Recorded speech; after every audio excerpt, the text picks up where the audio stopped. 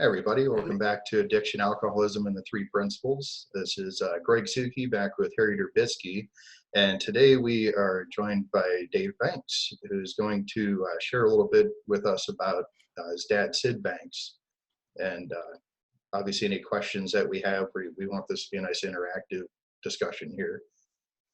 Definitely a pleasure to have you on today, Dave. Did you have anything to share first, Harry, before we get started? Yeah, I'd like to say a few things. Yeah. First of all, this format of this show is a little different than most shows. It's a group discussion oriented show. So we really want to hear what you have to say. You can direct questions to anybody, but certainly to Dave.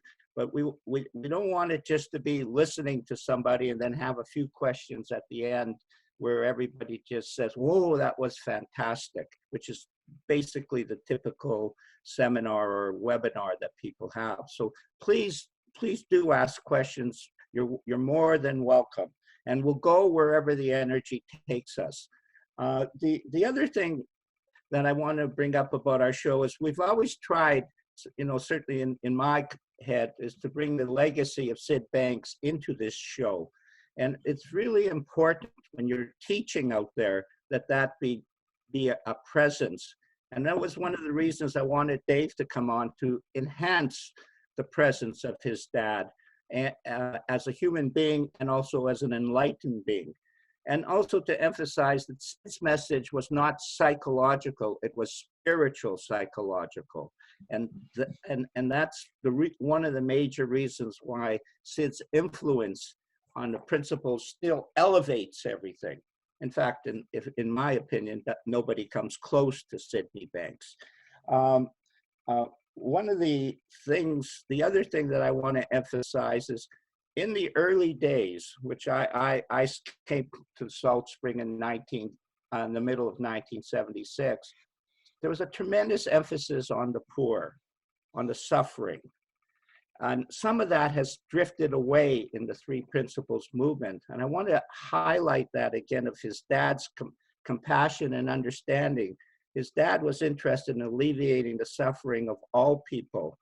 And he had a tremendous compassion for people who were addicted or people in prison, people who were poor on the streets, people who had mental health issues. And then that changed the direction of it. When the psychologists came, that was the thrust, but of course they took it out into a little bit different milieu than just that. And it was also very multicultural, extremely a lot of Hispanics and African Americans and so on in the movement. So I'm going to ask Dave to start with two stories of before his dad was enlightened, and then we'll move into the enlightenment stage, which of course you're all very interested in. So Dave, the two stories that we talked about that quite touched me was your dad in the crisis center, and then the death of that dear friend. Could you start with that, please, or with whatever you feel Sure. like? Well, I want to just say, firstly, that for me personally, I've always been intrigued or curious about Dad's own spiritual journey, like when it actually started or what were the sort of triggering factors, if any, there were that started him. Because I guess there's not too many people who could talk about this except me, but I do remember in the very early days, his life was quite different. I'm talking back in the 1960s and very early 70s. And he was always a very kind and compassionate person, that's for sure. And he was well regarded by his friends as such. But there was a couple, I think, of life experiences that really set him on the path to his spiritual journey. I don't feel like it just came out of nowhere. And I know not everybody wants to talk about this, but I just personally find it very interesting. So there were the two experiences that you mentioned.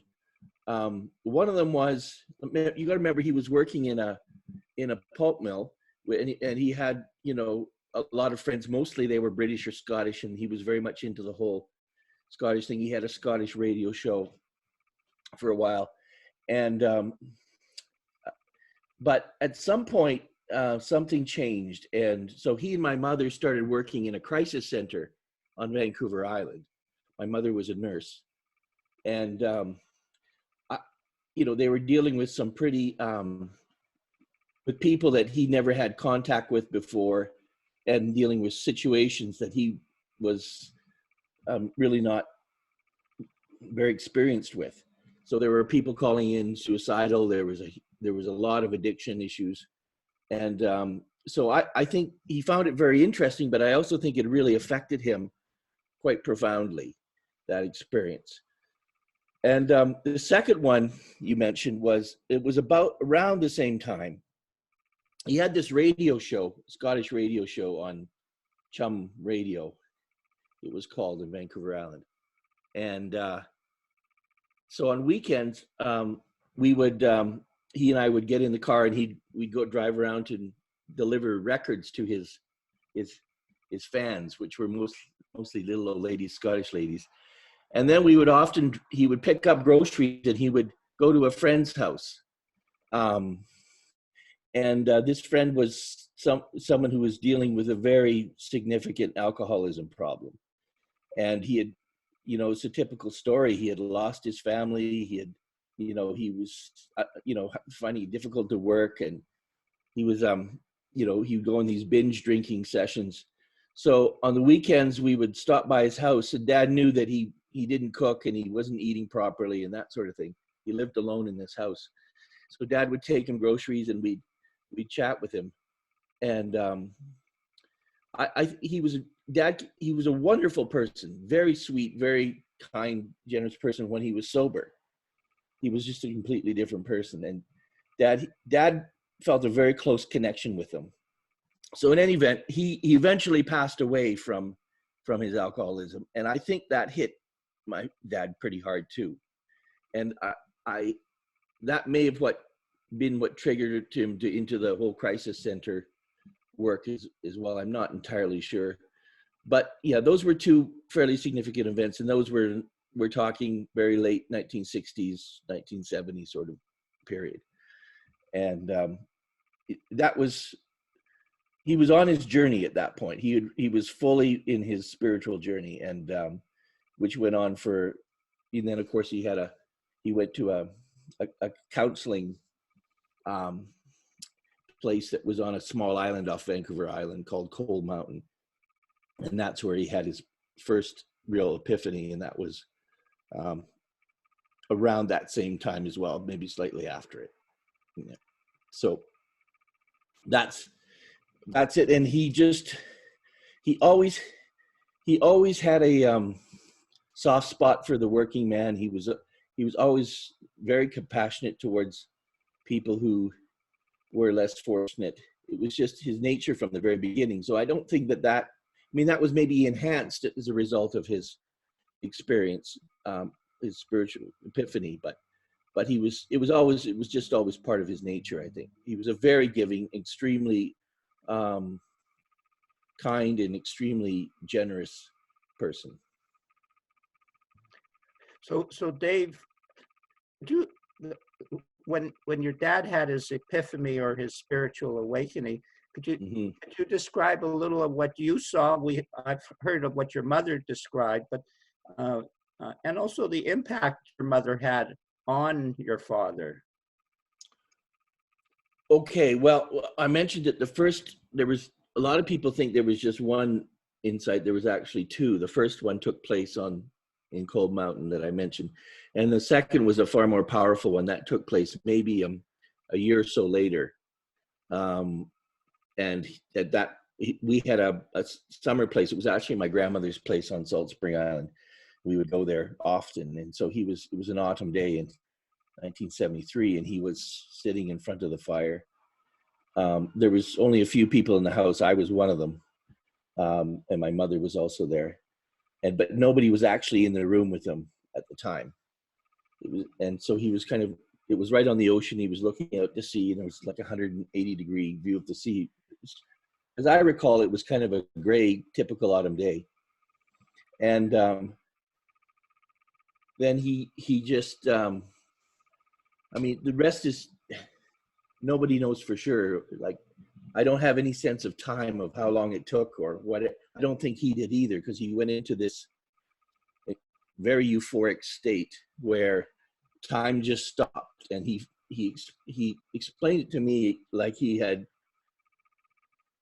endured a spiritual death. He died and come back. Well, maybe it's, people talk about born again. It was kind of that sort of experience. And when he was in that state, he had no sense of time or place, and you know, he felt like he touched the hand of God in that moment, however long it was. And you know, then for about, afterwards, he just kept saying, I'm home, I'm home. And he was, of course, he wanted to try to explain to everybody there what happened. And it was very difficult for, I was very young, I was just a kid, but even for my mother, it was very difficult to understand what he was talking about and what he was going through, because it, you know, it's not something you could even explain in words, I think. So anyway, he was in this very euphoric state for, I don't think he slept for about 3 days, actually, and afterwards.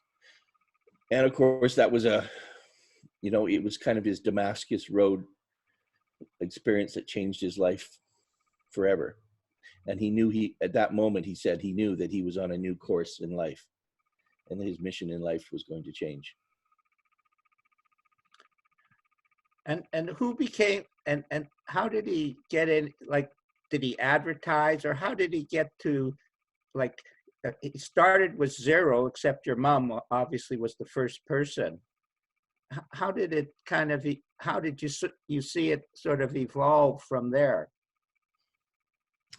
Well, again, I was pretty young at the time. You know, I was like 10, 11 years old. So my perspective might be different than other people's, but we were, for a period of time, he was back and forth between Vancouver Island and Salt Spring Island.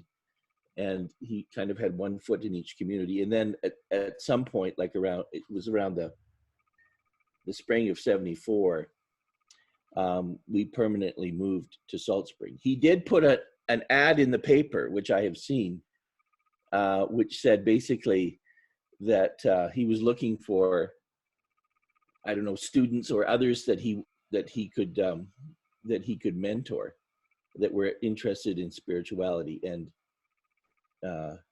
so I think Linda Quiring was the first person to answer that ad. But yes, it did exist. A lot of people have said it didn't exist, but I've physically seen the ad, so I know it was there. And can you tell a funny story, like, you know, as you're watching as an 11, 12, 13-year-old kid, some of the funny, because Salt Spring had its colorful moments.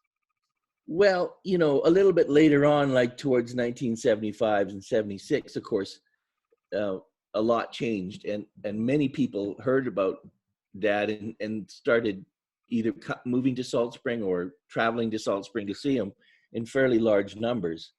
I mean, you were one of them.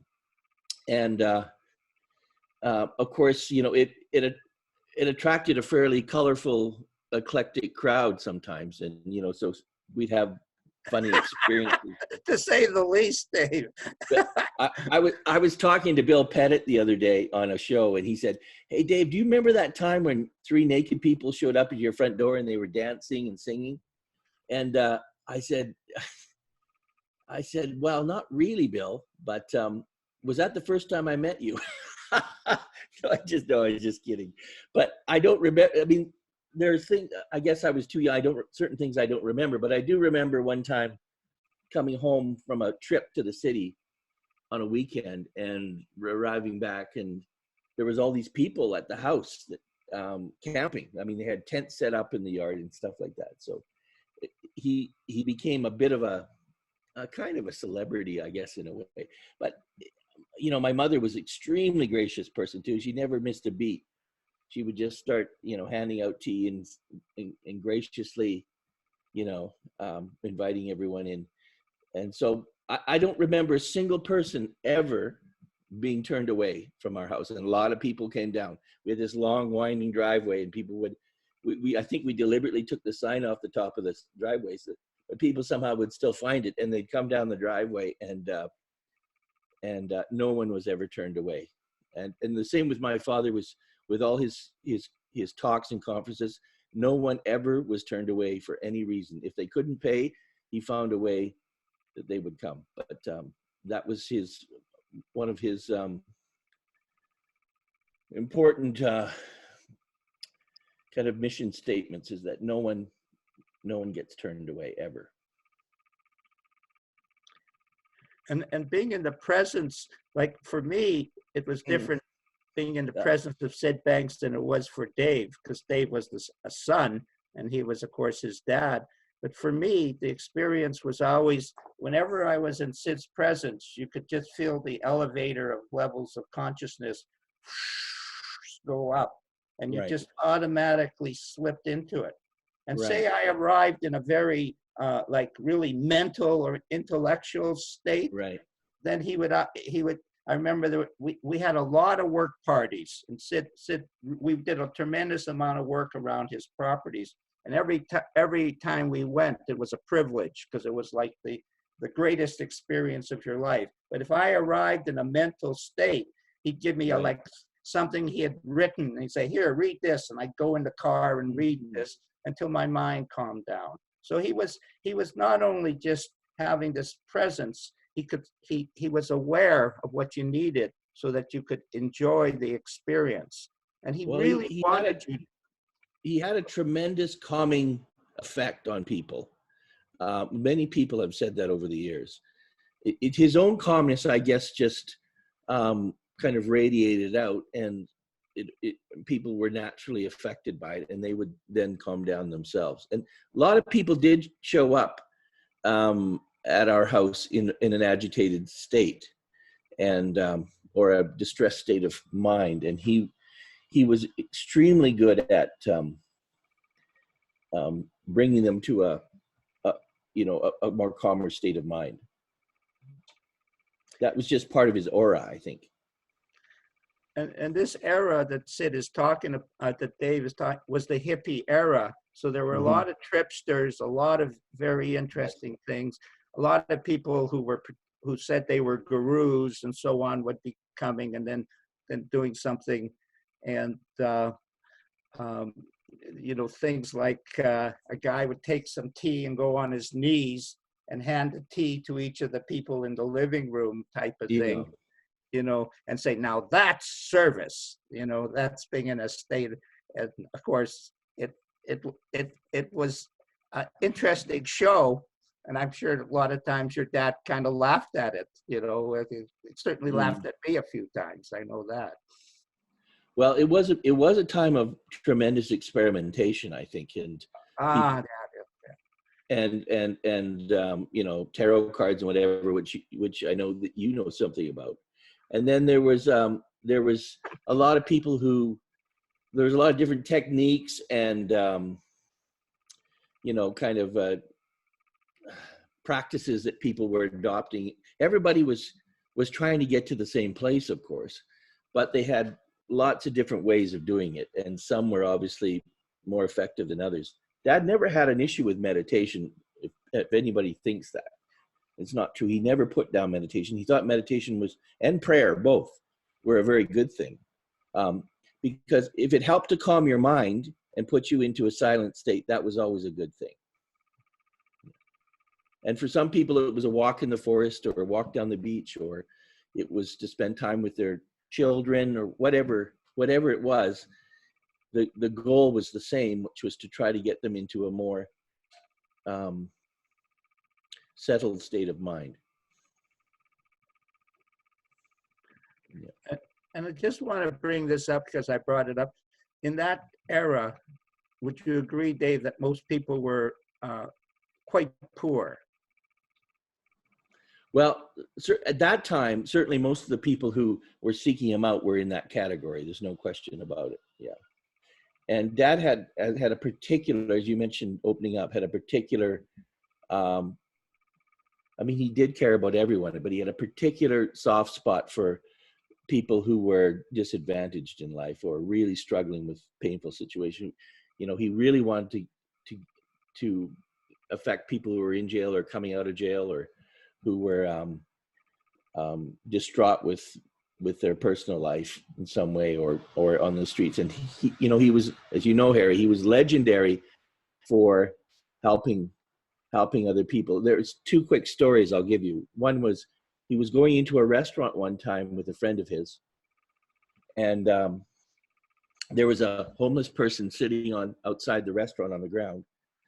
And you know, Dad went in and he bought 3 meals, and he came out and he sat down with that person with his friend, and all 3 of them had lunch together. He would do that sort of thing quite often. In another example, there was a single mother in the community we lived in. He found out about it. She was struggling, and you know, she at some point she would come home and there would be bags of groceries on her front deck, and nobody ever knew that it was him. That I didn't even know that it was him. I knew her, actually. I didn't know that it was him that was doing it until like months afterwards. But he always did it anonymously. She didn't know who it was. I don't know if she ever came to know who it was. He was the secret Santa for the local school district for years. He used to, at Christmas time, provide gifts to all the children, especially the children in need. So, I mean, I could go on and on, but he was a incredibly generous and compassionate person. How did he view addiction and mental health issues? Well, you know, his first foray into that was, of course, this crisis center.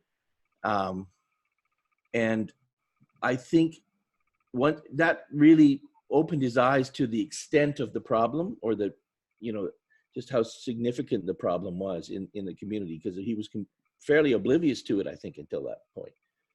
It just wasn't part of his world. But, you know, he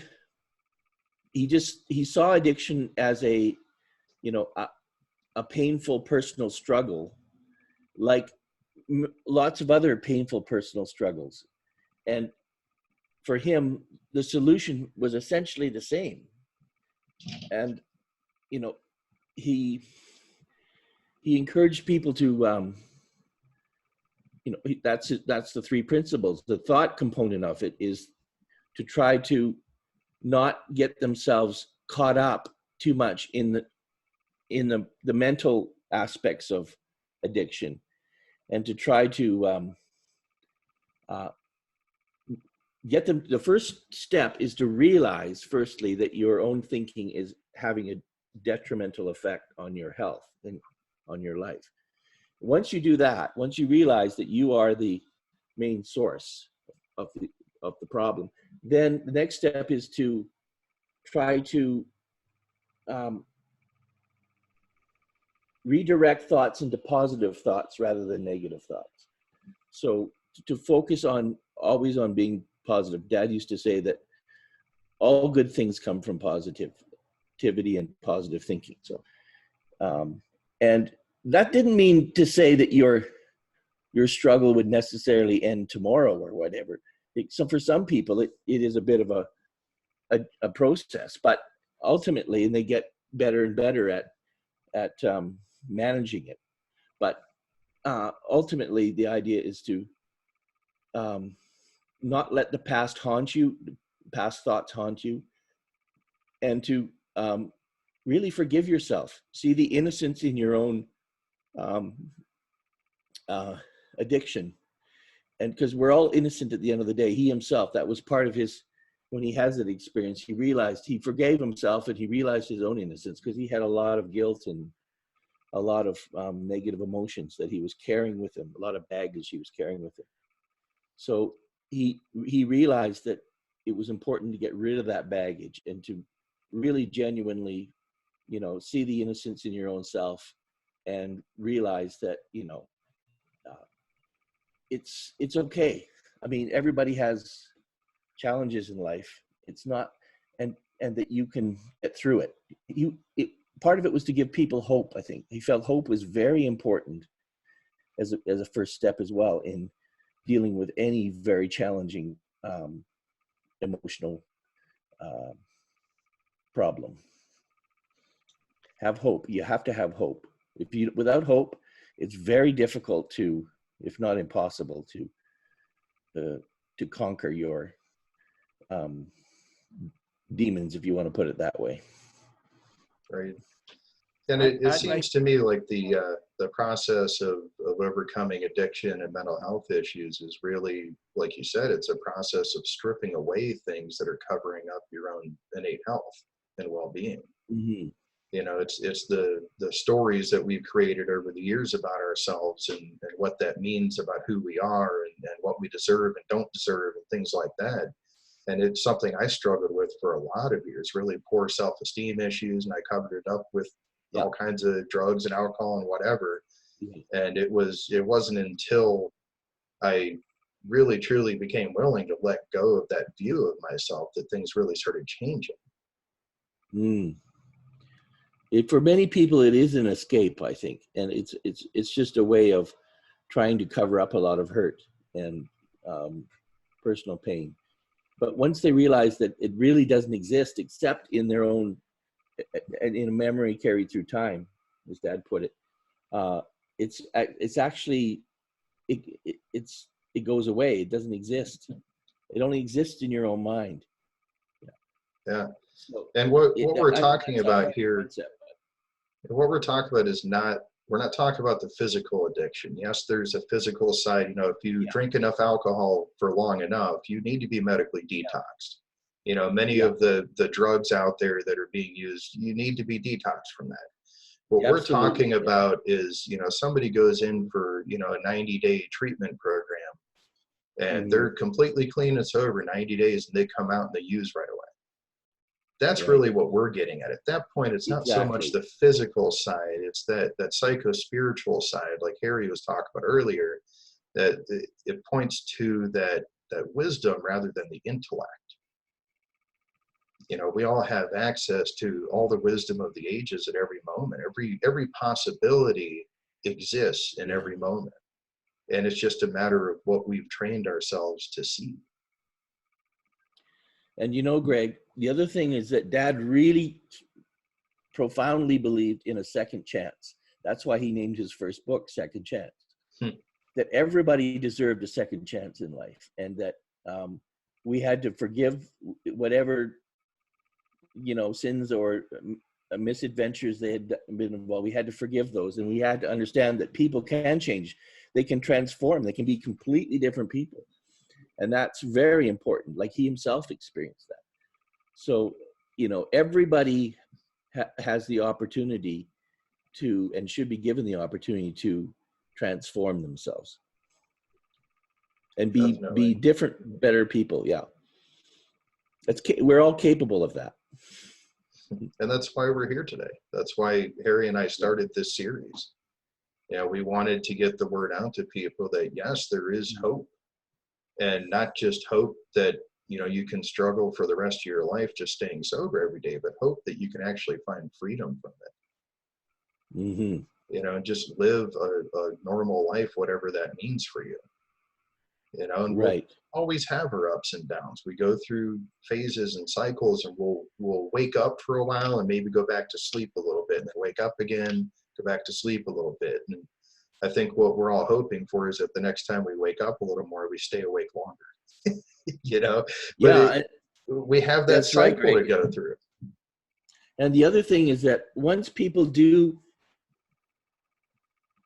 go to higher levels of consciousness, once they step into higher levels of consciousness, they really do become different people. Just as if someone drops down levels of consciousness, they become very different people too. But you start to see the world in a completely different way. It's very difficult to explain to people, but the same situations, you know, look completely different when you're in a different level of consciousness. The things that you craved early on no longer have power over you. That you're not interested in them anymore. You know, my father was actually a smoker most of his life until he had his first experience on Cold Mountain that I told you about. He went down to the beach. Someone said to him, said, "There's no such thing as insecurity. I don't know why you're so hung up on this." And he just triggered something in him. He went down to the beach. He sat on a log, and he had this really powerful awakening. He never touched a cigarette after that date, ever. So, you know, it is possible to, you know, it just didn't have any power over him anymore. That thought wasn't there anymore.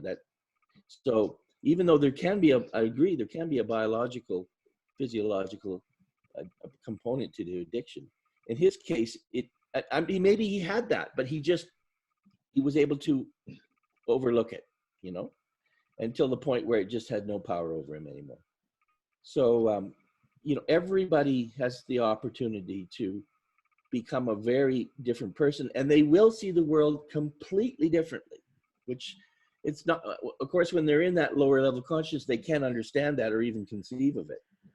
But, you know, and it just, in a way, it just happens naturally as they do grow and develop and their level of consciousness increases. They'll just naturally start to see the world differently. They might not even be aware of it, that it's happening, actually. That often is the case. It's just, actually, other people start to notice it first. They start to say, you know, Greg's a real different guy. What's happened to him? You know, I notice a change in Greg. I'm not sure what's going on, but, you know, he's just, you know, he's a lot more positive and happy, and he's, you know, his interests have changed, and he's become a much more, you know, positive, happy, compassionate person. So it just, and then very often it's family members or friends that start to say these things, and the person who's actually affected doesn't even realize it. Yeah, I definitely experienced that myself. Uh-huh. And still to this day, you know, I'll get people saying something to me. Yeah. It's like, oh, I didn't even notice that, you know. And it's really, to me, it's a really neat part of the journey, is the fact that we can be so blind to ourselves sometimes. Mm-hmm. And it works both ways. We're blind to the good things and blind to the bad things sometimes, you know. Mm-hmm. That's why people have things like interventions when somebody has, you know, a drinking or drug problem or gambling problem or whatever. You know, sometimes people just don't see that what is happening is a problem. And that's the innocence part of it. Yeah. They're completely innocent, because there's no way until they change their level of consciousness, it's impossible for them to understand the innocence and actually see things clearly. They're in that state where that's all they can see. That's their world. Yeah. And that was actually one of the largest shifts I think I experienced with the three principles, was seeing that innocence. And I saw it in others long before I recognized it in myself, which is also interesting how, you know, it tends to be easier to see things in other people than to see it in yourself. Mm-hmm. You know, but that it really brought a lot of real compassion for people who are struggling. You know? Yeah, and there's no way you can help others until you help yourself. It's like Dad used to use that I think it's in Luke 4, in the biblical reference to physician, heal thyself. He used to say that a lot. That there's no way that you can possibly help or heal others until you heal yourself. You have to be, in that sense, not selfish, but you have to be really focused on your own well-being before you worry about the well-being of others. Yeah. And Greg, you brought up a really interesting point. A lot of people in the three principles experience a breakthrough and a jump in level of consciousness, and then they're disappointed because they're still caught up a little bit in the past, or they are the last person to see that they are still evolving, they're still growing, they're still changing, and then that negative perspective on yourself holds you back, and because it's not true, you're actually believing in a lie. Syd was very strong in emphasizing, once you broke through, it was a continual spiritual journey. It wasn't. And you can go up and go down, right, Harry? Well, of course, I'm a human being. You're a human being. Yeah. Everybody has, it doesn't mean, I mean, you might still have days, low days, or days where you're inclined towards old bad habits or whatever. But as long as you can spot it, that's the main thing. Once you realize what's going on, it starts to lose its power, right? Once you're aware of it, because you're not feeding it. You know, it's just part of the ego. You're not feeding that negative thought. If you don't feed it, it just withers away. I absolutely But love when I catch myself caught up in some kind of story that I've created. And when I see it, it's great. I just laugh now. It's like, oh, there it is again. I'm doing it again. And then I just laugh and it's gone. You know, yeah, go for it. Greg, one thing that Dad used to say a lot, I think Harry will probably agree with this, is that he used to say, always follow the feeling. The feeling, because it's from a divine source, will never let you down. And so if you're feeling negativity in some way, it's a bad sign that something is wrong. And so you just have to become more acutely aware of the feelings. And the more aware you become, the higher the level of consciousness you go.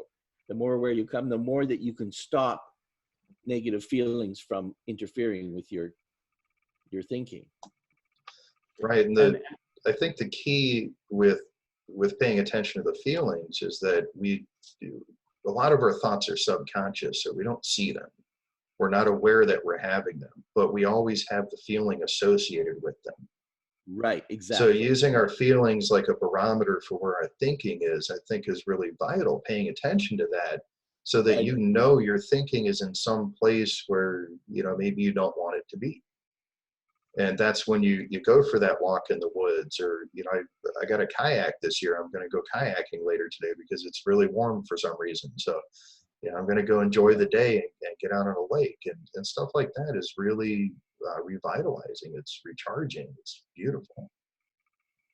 And of course, someone who's dealing with addictions is going to tend to be attracted towards more negative situations, right? It's not their fault, but that's what gets them often into a lot of trouble, is because they do get attracted to negative situations, negative scenarios, negative people, etc. Whereas if their level of consciousness was a little higher, they would avoid those situations, that naturally just avoid it. It wouldn't be attractive to them, you know. Right. And so they could avoid a lot of hurt that way. And the seeking out of the negative situations it really goes hand in hand with justifying why they have the behaviors that they have. Whether that be conscious or subconscious, it's a way of saying, well, you know, I got high because my life is so hard. And then they look for ways that their life is hard rather than looking for ways that it's not. And it's really just a matter of shifting that attention. Like you said, you know, the positive thinking side of it, looking for the positivity in each situation.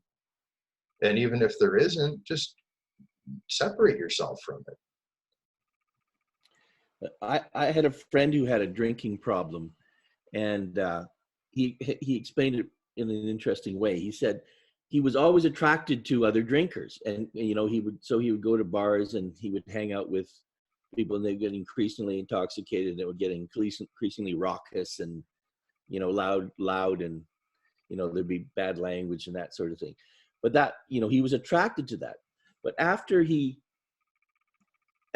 rose, after his understanding increased and he rose in levels of consciousness, he went back into that same bar that he used to go, and he said it was the most obnoxious thing he possibly could be around. He said he just hated it.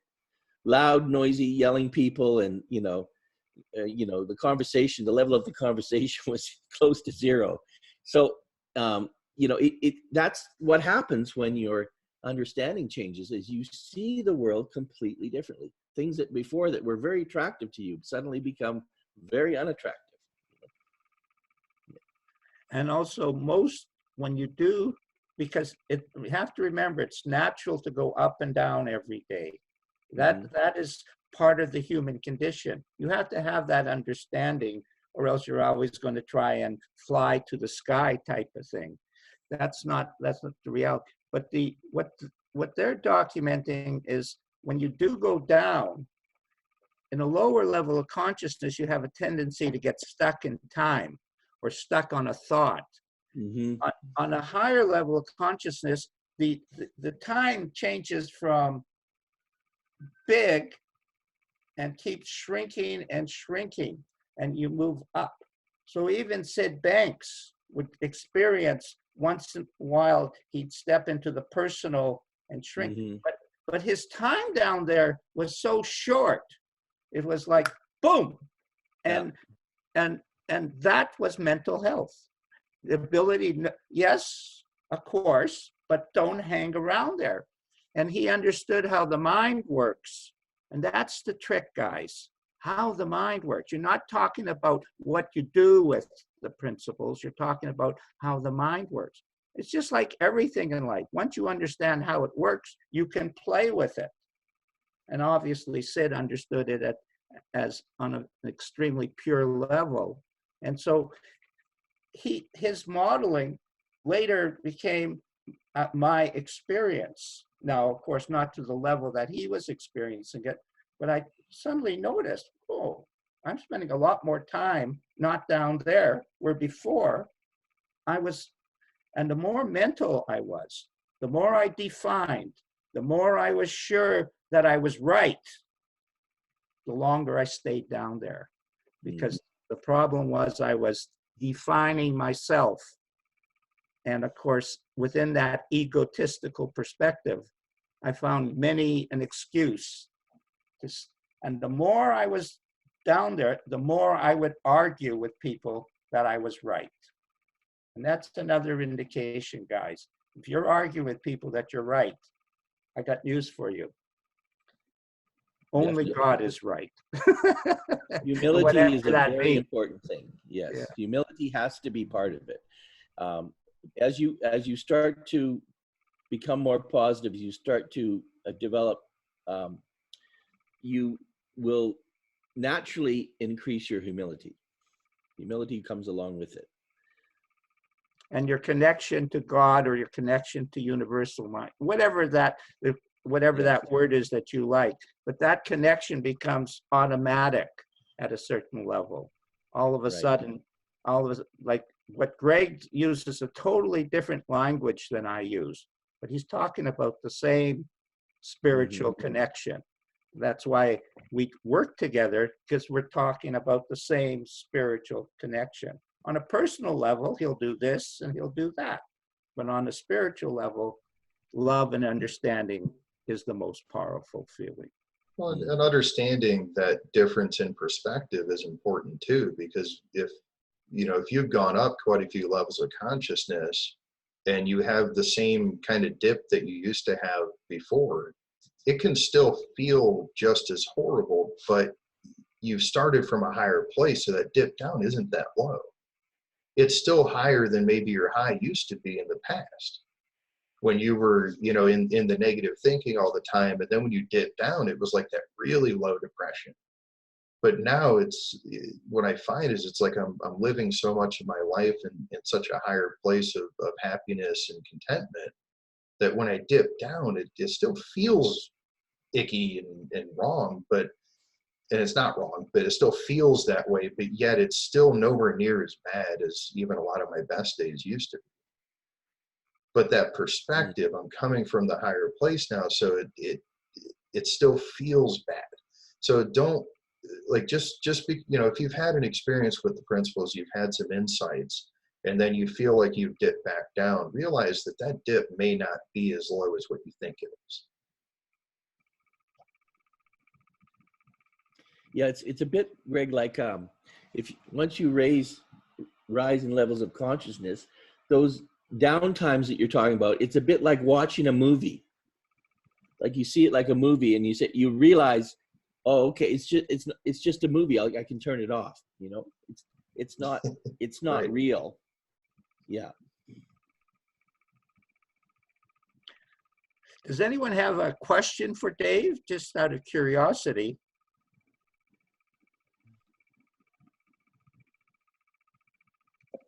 Yeah, I do. It's Tony from London.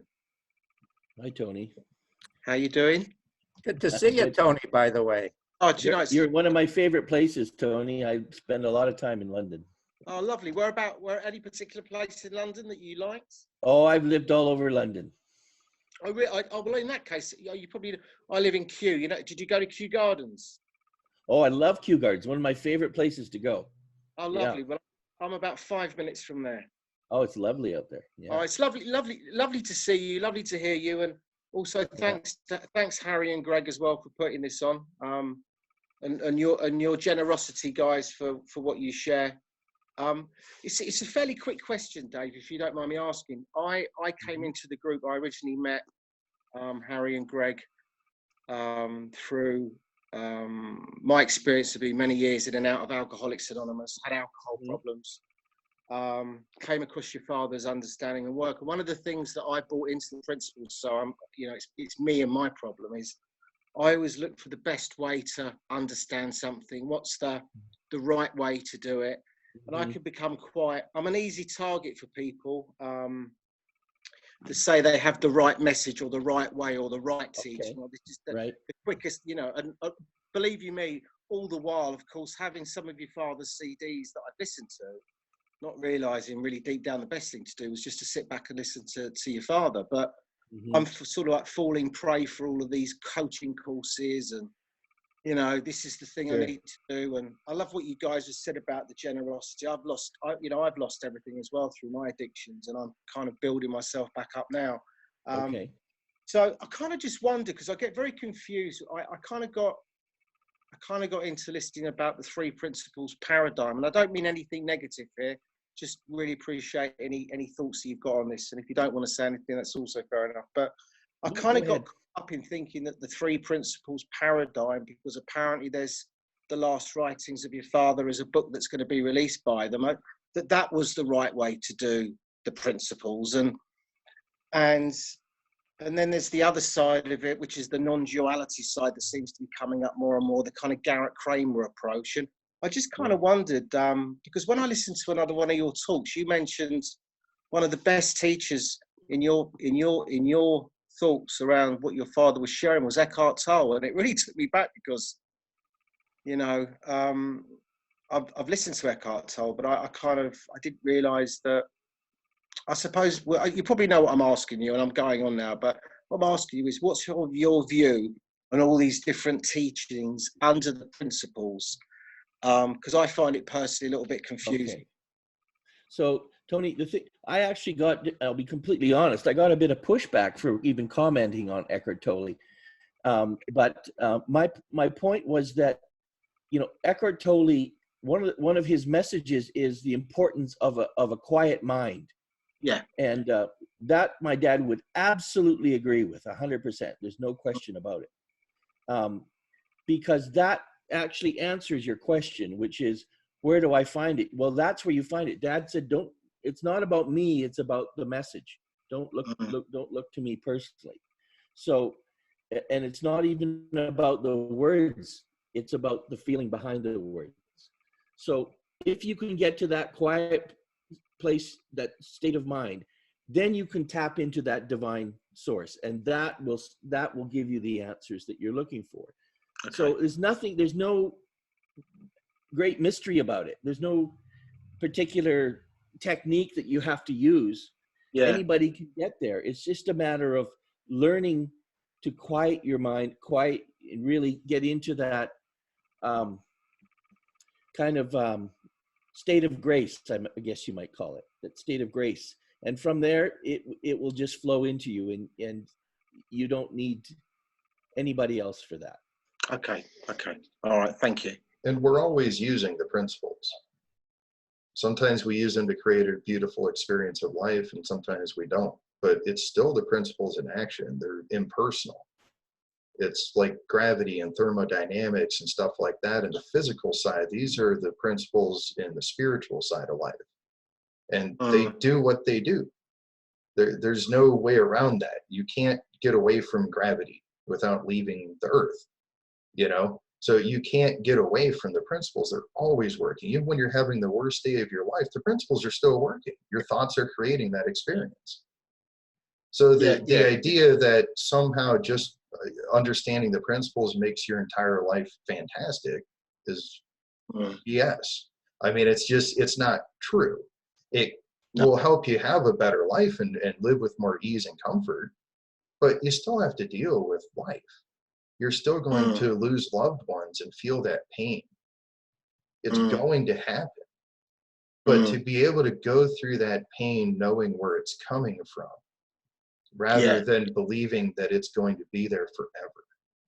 To me, that's like the key difference. Knowing that it's temporary makes it feel less intense, less, less permanent. Yeah, I agree. And Tony, you know what? Don't feel bad about at all about, I mean, feeling like you're getting attracted to all, that you're an easy target for all different types of strategies. Lots of people are in that same position. Most people who are searching spiritually have the same experience. So there's nothing unusual about that. But as your level of consciousness rises, you will be just automatically know what works and what doesn't work, what's valuable and positive and what isn't. And it'll just become second nature to you. And those techniques that are not particularly constructive or whatever, you will just know straight away that they're not productive and they're not useful. But at the end of the day, all you need is, you just need yourself. It's all about your own state of mind and your own thoughts. And you have to be able to read that feeling that Dad talked about. And when you start to get a negative feeling about something, that's a sign. So you need to be, at that point, be a little bit careful and say, okay, it's a caution. It's like a caution sign. All right, let's change direction here. And that really speaks to me. I appreciate that because I'm very aware of that. So that's good to know. But it sounds like you're taking some really positive steps forward to me. Absolutely. Certainly on well on the way to rebuilding things for sure. That's great. Really good to hear. Fun. Nice to meet you. Yeah, can we have another question? Awesome. Thank you, Tony. Yeah, Kathy actually has her hand up. Go ahead, Kathy. I think your question was really helpful. And what it does for me is to remember the importance of what first caught your eye about the principles in terms of your own recovery. Some truth there. And as I listen to Dave, Harry, and Greg, there's been a question kind of brewing in my mind, and I'll put it in the context of Tony's question. This morning, I was in my place of worship, and there happened to be 6 AA, Al-Anon, or Alateen groups announced as meeting during the coming week. And I always wonder about language and what's relevant for reaching to the larger world beyond the 3 principles community when we talk about the principles. And today, as an example, we were exploring levels of consciousness, and the word transformation was another word that was used today, and the idea of principles. All 3 of those words would be baffling and strange to the people in those 6 groups if they had not some introduction. So I'm kind of thinking that there's something about, Syd didn't talk, at least in the trainings that I was part of. I don't ever remember him talking about addiction, but I do remember him talking about living an ordinary life, really paying attention to your feelings as a guide, and understanding that there's a spiritual dimension, a spiritual force that is born into us, part of us, available to us, accessible. And the ordinary words that he used in many ways are more lasting than the confusing terms for people who are outside of the three principles community. I'm just wondering how each of you have thought about, the most successful ways for you personally to talk about the principles without getting caught up in the three principles community jargon that we all value. Well, one thing, Kathy, I'll mention, if you listen to my father's older recordings, you'll notice he uses a different terminology. He talks about, he uses the word God a lot. He talks about the divine intelligence. He doesn't use much psychological terminology at all, actually. But when the psychologists came along at one point, of course, that changed a little because they were going into a university setting or academic settings, and they had to use particular terminology. So, but Dad was very clear that the terminology really doesn't matter. The message is still the same. Ultimately, it's getting yourself into a state of mind where you can tap into that divine intelligence. And that divine intelligence will never let you down. It will always guide you correctly. And how you get there, there's different ways to do it, but you have to ultimately understand the importance of humility. You have to understand that you have to quiet your mind and get into this state of grace. And only at that point can you gain access to this divine intelligence.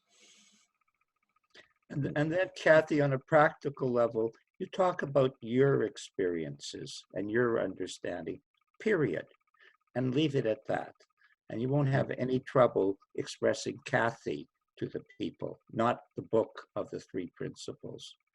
And so when you speak from your own personal experience, the terminology comes out because the feeling supersedes that. And quite often Syd would say, I remember early in his talk, he says, he went to his wife, Barb, and said, "This word I'm using, what does it mean?" And she said, "This is what it means." And he said, "Oh, thank goodness, that was correct, what I said."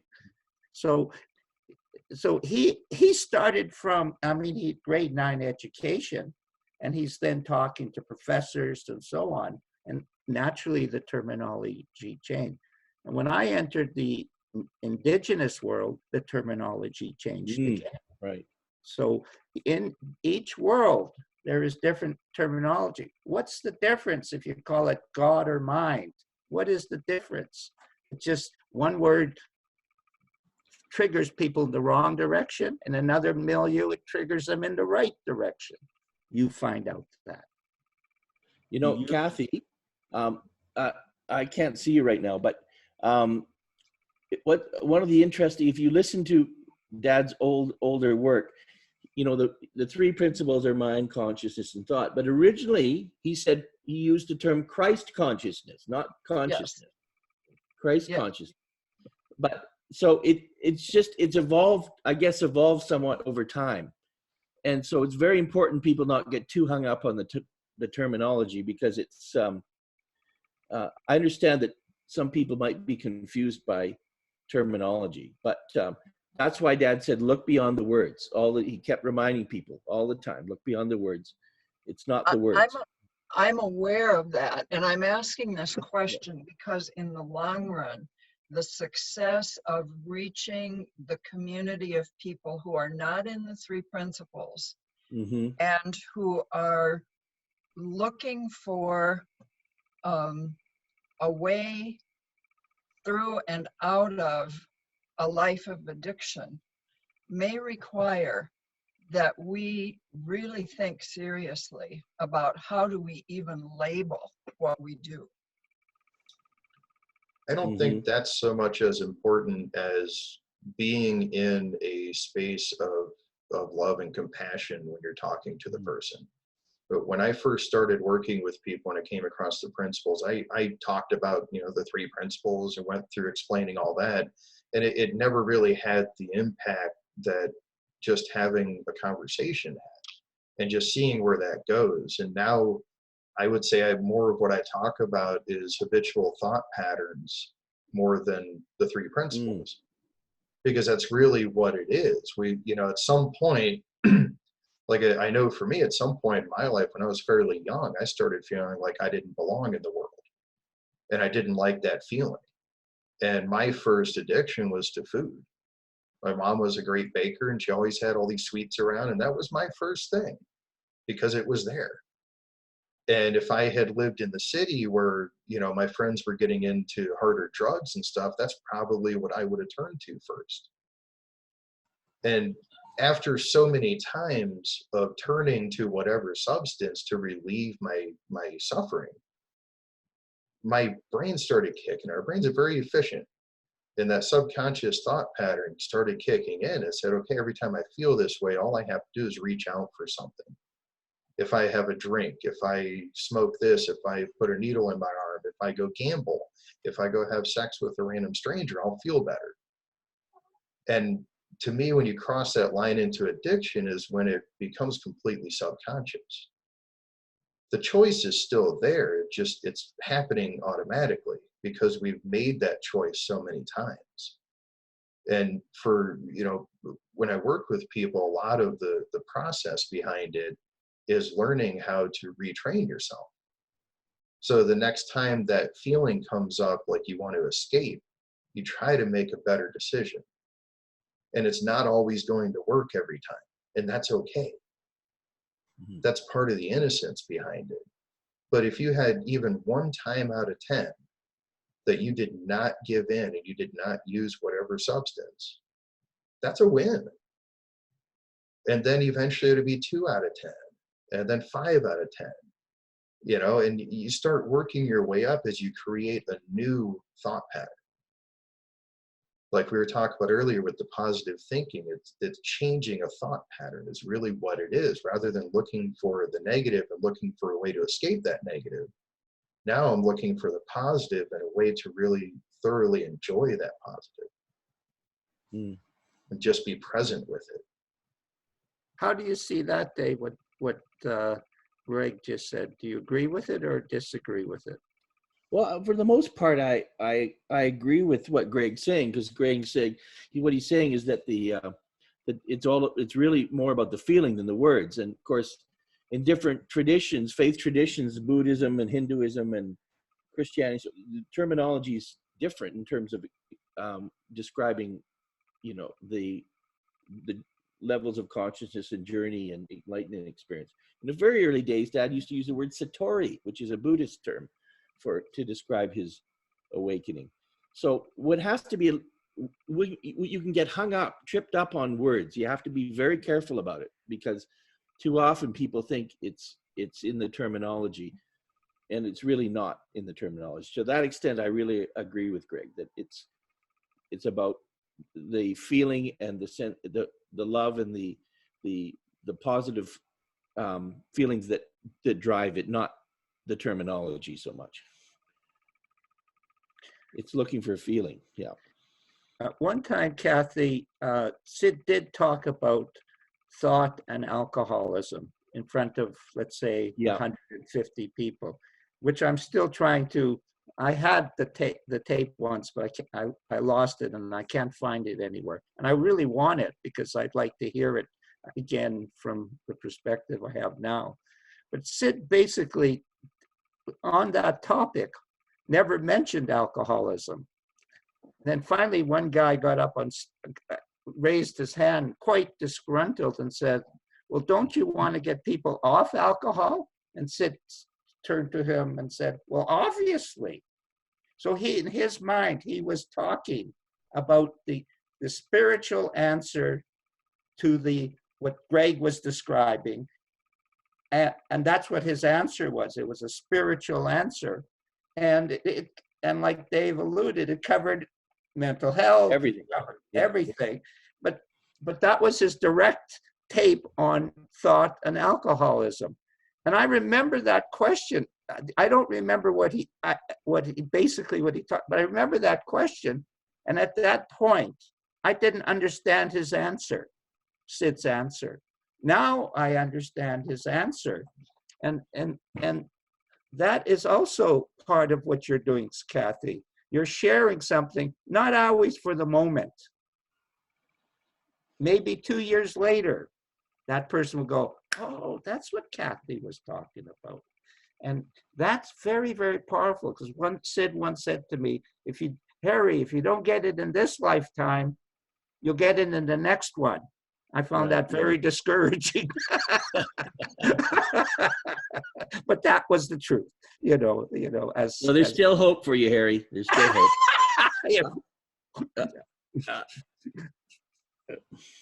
Any other questions, guys?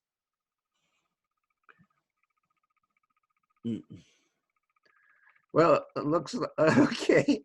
You want to? Have you enjoyed yourself, Dave? Yeah, sure. I always enjoyed these conversations. It's the first time I've dealt with this particular topic, but as you rightly pointed out, Harry, there's one divine source, and that source is the answer to all human misery. It's not particular to any type of misery. Yeah. It comes in many different forms. Yeah. And your dad always at the beginning Suffering. talked about alleviating the suffering of humanity. That Very was much. a major, major theme. Almost always talked about that. And the only thing the fact that he felt so much of that was self-inflicted, I think. Yeah. Even if you're going through a really bad time in your life, if you can get to a point where you accept it at a certain level, accept it, and you get to the right headspace, then you can deal with it far better. It doesn't mean necessarily that it's going to be, a wonderful experience necessarily, but you'll be able to deal with that problem far more efficiently and far more productively if you're in the right state of mind. It doesn't matter what the problem is. It could be bereavement, it could be depression, it could be addiction, it could be melancholy, it could be all sorts of things. It could be work related, any number of things. But his message was, if you get into the right state of mind, you're going to be able to deal with that situation far better. And when Syd, so first, as we documented, Syd was talking to a bunch of hippies, unemployed hippies at the beginning, and then we all evolved and joined the world type of thing. And then the psychologist came, and I listened to a seminar on mental health from a different, I was there only at the last day. It was the first talk that Syd gave to the psychologist.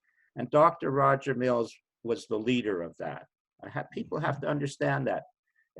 Dr. Roger Mills was the first psychologist, and he and Elsie went out to the universities, and the psychologists came. And now we had a whole bunch of psychologists on Salt Spring at Cedar Beach. And I said to myself, well, he must have changed his talk from talking to all the hippies to these PhDs or whatever they were, psychologists. And I listened to that talk, let's say 4 years ago, and I listened, and he only added one sentence. What mind is, except he defined what mind is. It's a psychological word for God. That was how he defined it on the tape. And so he said what mind is, which was what he was always talking about, which was the answer. And then he added a half a sentence, and how it applies to life. The psychological, that was his full. So he didn't change. He just, And Bill Pettit mentioned he came in with a confused mind, and Syd talked from the spiritual reality, and boom, his whole life changed right in front of him. He specifically describes it like that. And that's why he so strongly advocates what Syd is sharing, because he went with a totally confused state of mind, and boom, and then his whole field of psychiatry that he practices changed. That's what happened to us on Salt Spring. You were outside, you had a spiritual insight, same as Greg. He didn't have it through the three principles or Syd, but same thing. Mm-hmm. Had an insight, boom, his life was different. Mm-hmm.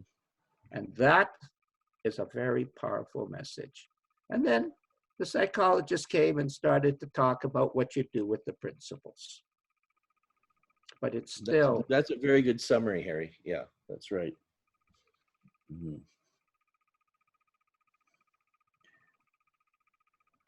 Any last question, or shall we call her a day? Oh, looks like we have Dawn with her hand up. Go ahead, Dawn. I got you unmuted. Thanks, Greg. Thanks, Harry. Sorry I wasn't able to get on a little bit earlier. I'm just going to say it relatively quickly because I'm just with my 7-year-old living life. Can you speak to wisdom? And specifically when, I guess, the habits, or as we call them, addictions, start to fade, being able to hear and get quiet enough to understand what truly is wisdom. I feel like that is kind of where I am right now, is struggling with understanding what is personal thought versus what it, I guess, really feels like to hear the quiet voice of wisdom. That's my question. Well, wisdom is nothing more than changing a level of consciousness, moving up in a level of consciousness. As you move up, your wisdom will increase. And I should specify that I'm not talking here about worldly wisdom. There's a big difference between worldly wisdom and spiritual wisdom. Worldly wisdom, you can improve with education and life experience and that sort of thing. I'm talking about an insightful type of wisdom that has only one source, and that source is divine intelligence, whatever term you want to, God, whatever term you want to give it. And in terms of the thought part of the question, it's are you confused about how you change, how you alter your thoughts, or is that the question? Sorry, I just want to make sure it's not too loud. My daughter's watching X-Men, which is quite funny. I think not really how to change my thoughts, because I know that that's actually impossible. I think it's just understanding which thoughts come from a quiet place of wisdom, and which thoughts are fueled still by that repetitive thinking, which kind of, for me, my addictions stem from repetitive thinking and repetitive action. Right. So, yeah. Well, there's an easy answer to that one, Dawn, which is it all has to do with the feeling. If the thought is coming, if it's a positive thought, it's going to be a positive feeling. If it's a negative thought, it's going to be a negative feeling. So all you have to do is tune into that and become more aware of the feeling that's associated with the thought, and that will tell you for sure whether it's coming from the right place or not. And it's more an intuitive thing rather than an intellectual thing. Because I did that on Salt Spring but I did it intellectually. Mm-hmm. And so then I started to judge what was positive and negative. Exactly. That's my biggest fear. My biggest fear is then am I just seeking happy thoughts all the time and trying not to kind of... Yeah, no, that's thinking. That's thinking. Sad thoughts. No, the thinking is the problem, not the and I did it for the longest, and all it did was alienate my kids and everybody I came in contact with. Intellectual thinking is thinking about thinking, is essentially what it is. Yeah, if you're thinking about your thinking, then it's coming from the wrong place. Thank you very much. And I have a 7-year-old too, so I understand. Then you know what it's like to watch X-Men 85 times. Yeah. So maybe, Greg, we can wrap her up just to say this will be recorded and on our YouTube channel, and also we're going to make it into a podcast as well, and then we'll send that out as well. Yeah, this has been absolutely great, Dave. Thanks for joining us. It's just been a real pleasure chatting with you today. And always enjoy hearing about Syd and the work that he used to do, especially for free for the people that couldn't afford it. I think that's the vital thing, because quite honestly, it seems like most of the people who really need this understanding are the ones who don't have any money. So, it's it's a vital thing, and I really appreciate it. And yeah, thanks everybody for joining us today and for participating. We'll have this recording up very soon. Everybody enjoy the rest of your day. Thank you, and I love you all. Okay.